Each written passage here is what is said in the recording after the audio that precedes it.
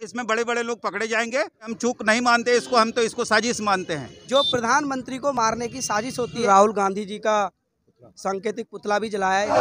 प्रधानमंत्री नरेंद्र मोदी रैली तक पहुंच नहीं पाए, उसके बाद भटिंडा आकर उन्होंने कहा कि मैं मुख्यमंत्री को कहना धन्यवाद देता हूं कि मैं वापस लौट पाया। जांच बैठ गई है, इस जांच आप इस वीडियो को शेयर कीजिए।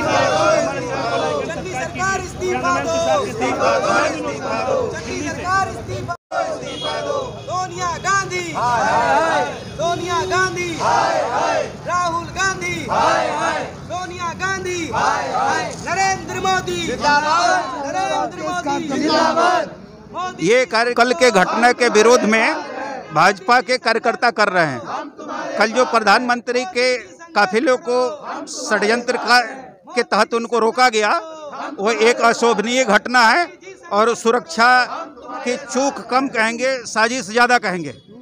इसमें हम चूक नहीं मानते इसको, हम तो इसको साजिश मानते हैं। चिन्नी साहब तो यही करेंगे। चिन्नी साहब 54 अभी रुपये निकल के आने वाले हैं। चिन्नी साहब एक मोहरे हैं, इनका रिमोट कंट्रोल राहुल गांधी और सोनिया गांधी के है। ये किसी को छोड़ने वाले नहीं हैं। इनका हत्या कराना तो इनका फितरत रहा है। चाहे लाल बहादुर शास्त्री हो, इनके घर में सत्ता के लिए कुछ भी कर सकते हैं। तो बता के बनाया गया वो रूट होता है, 3 रूट होते हैं और ये उनके सुरक्षा एजेंसी को और वहाँ के राज्य सरकार को और वहाँ के डीजीपी को पता होता है।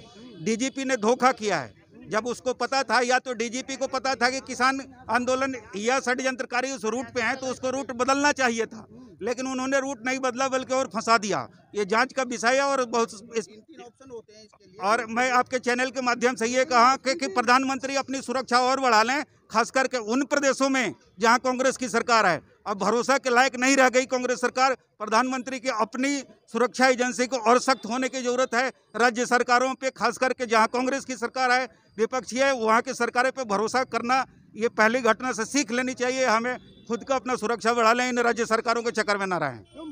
तो आप अगर ध्यान से सुने होंगे तो उन्होंने इसको अंग्रेजी में सरकाजम कहते हैं, या इसको एक तरह से टोंट मारना कह लीजिए, कि उन्होंने कहा कि जाकर के अपने चन्नी साहब को बताना कि मैं जिंदा वापस आ गया। जिंदा वापस आ गया मतलब इनका जो कहना चाह रहे हैं कि मरने के जो तुम चाह रहे थे, तुम्हारा सक्सेस नहीं हुआ और मैं जिंदा जा रहा हूँ। तुम तो मरना ही चाह रहे थे, लेकिन इसको हम इस तरह से मानते हैं नहीं। अगर हम ये कहें तो गृह मंत्रालय राज्य सरकार पे भरोसा करके गलती करी है, आप कह सकते हैं। आगे से हम भरोसा नहीं करेंगे इनके ऊपर। राज्य सरकार की जिम्मेदारी होती है, कोई अलग विदेश में नहीं जा रहे हैं, अपने देश में है, और राज्य सरकार की जिम्मेदारी होती है, वहाँ के डीजीपी की जिम्मेदारी होती है।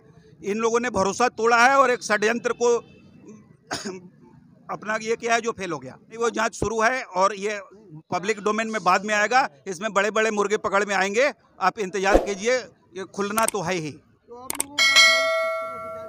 कि विरोध जारी रहेगा जी, हम तो विरोध करेंगे ही। हमारे प्रधानमंत्री, मैं आपके चैनल के माध्यम से कहना चाहता हूं, आज हमने सब लोगों ने प्रदर्शन किया। यहाँ पे विरोध प्रदर्शन, राहुल गांधी जी का सांकेतिक पुतला भी जलाया है यहाँ पे हमने। तो ये विरोध प्रदर्शन इसलिए है कि देश के लोकप्रिय प्रधानमंत्री, विश्व के सबसे ताकतवर नेता, कांग्रेस पार्टी इतनी घबरा गई है उनसे कि वो मोदी विरोध करते करते आज वो देश विरोध में उतर आए हैं। कभी वो तिरंगे का अपमान करते हैं, कभी सेना का अपमान करते हैं, और वो आज कल की जो इतनी शर्मनाक घटना है, जो प्रधानमंत्री को मारने की साजिश होती है एक सरकार के द्वारा, जो अराजक गुंडे वहाँ भेजे जाते हैं उनको मारने के लिए। तो यह कहा जा रहा है कि वहाँ जो रैली थी उसमें 70,000 लोगों में से सिर्फ 700 लोग पहुँचे थे। ये भी एक उनका षड्यंत्र है, जुमला है जो पार्टी के उनके नेता बोल रहे हैं। वहाँ की रैली में भी पंजाब सरकार का षड्यंत्र है। काफ़ी लोगों को, भाजपा कार्यकर्ताओं को वहाँ रोका गया, पुलिस के माध्यम से जाने नहीं दिया गया, बैरिकेडिंग की गई। लेकिन उसके बाद भी इतने ठंड के माध्यम से भी वहाँ जन सैलाब था। प्रधानमंत्री जी को लोग इतना प्यार करते हैं, समर्थन देते हैं। उसी के कारण ये पंजाब सरकार, कांग्रेस की पार्टी इतनी घबरा गई है आज कि वो देश विरोध, मोदी विरोध करते करते आज वो देश विरोध करने लगे हैं और प्रधानमंत्री जी से इतनी घृणा करने लगे हैं कि उनको मारने पे उतारू हैं। वहाँ हजारों का जन समूह था, जन सैलाब था प्रधानमंत्री जी को देखने के लिए, बात सुनने के लिए, उनको देखने के लिए, उनको सुनने के लिए लोग इतने आतुर थे। वहाँ 5 घंटे से लोग उनके इंतजार में थे। लेकिन कांग्रेस की सरकार ने, चन्नी सरकार ने एक षड्यंत्र के माध्यम से प्रधानमंत्री जी की रैली को रोका और वहां उनको जानलेवा हमला तक कराने का प्रयास किया गया है।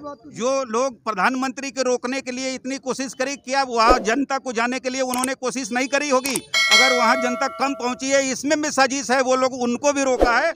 आप खुद सोच सकते हैं, जो प्रधानमंत्री को रोक सकते हैं तो मंत्री और आम जनता को तो किसी न किसी षड्यंत्र की तरह उन्होंने रोक लिया। उनका मकसद था कि इसको फ्लॉप करें और उसी फ्लॉप में एक कोई जानलेवा हमला भी कर ले। जो वो पहले से आंदोलन चल रहा था, आंदोलन कल नहीं, ये आंदोलन बिल्कुल किसान आंदोलन को जी बात कर रहे हैं। अब उनके कानून वापिस हो गए, वो किसानों के आड़ में खालिस्तानी एजेंडे चलाए जा रहे हैं। जो पंजाब में आंदोलन था वो पहले से चल रहा था, ये खुद मुख्यमंत्री चन्नी साहब ने बताया। तो चन्नी साहब को जब इतना पता था, उनके डीजीपी को इतना पता था, तो उस रूट पर प्रधानमंत्री को जाने ही क्यों दिया?